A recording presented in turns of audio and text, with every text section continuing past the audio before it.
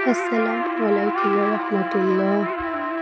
ইতিকাফের ফজিলত, পাপ মোচনে ও আল্লাহ পাকের সন্তুষ্টির জন্য কিছুদিন আল্লাহ পাকের দরজায় গিয়ে পড়িয়া থাকার নামই ইতিকাফ। হুজুর সাল্লাল্লাহু আলাইহি ওয়াসাল্লাম রমজানের শেষ 10 দিন সব সময় ইতিকাফ করতেন। তিনি বলেন, যে ব্যক্তি একদিনও ইতিকাফে বসিবে, আল্লাহ পাক হাসরের দিন তাহার মধ্যে আর দোজখের মধ্যে 3 খন্দক দূরত্বর ব্যবধান করিবেন। এক খন্দক 500 বছরের রাস্তা। বুজুর্গগণ বলিয়াছেন, যখনই ইতিকাফে বসিবে তখন নিজেকে মুর্দা বলিয়া মনে করিয়া নিবে।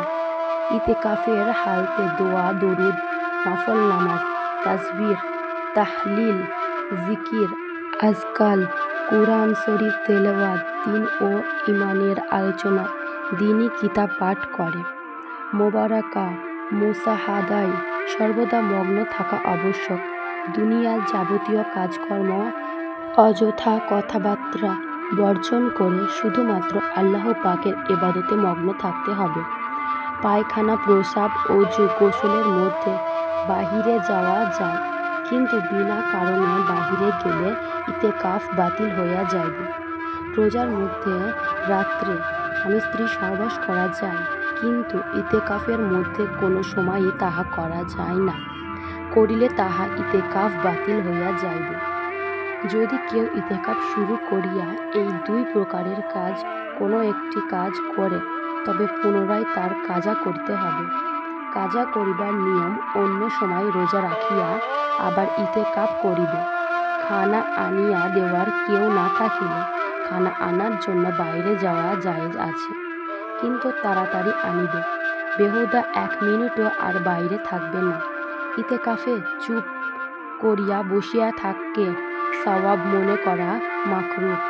সময়টাকে ইবাদতে মগ্ন রাখিবে। নফল নামাজ শক্তিতে যত কুলায় পড়িবে। কুরআন শরীফ তেলাওয়াত করিবে, আল্লাহ পাকের জিকির করিবে, দরুদ শরীফ ইস্তেগফার করিবে।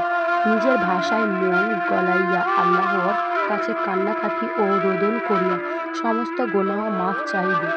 কয়েকদিন যেন দুনিয়ার বিষাক্ত পরিবেশ হইতে বাইরে গিয়ে আল্লাহর প্রেমে মগ্ন, আল্লাহর ধ্যানে মগ্ন, দিবারাত্রি শুধু ইবাদত আর মোনাজাত।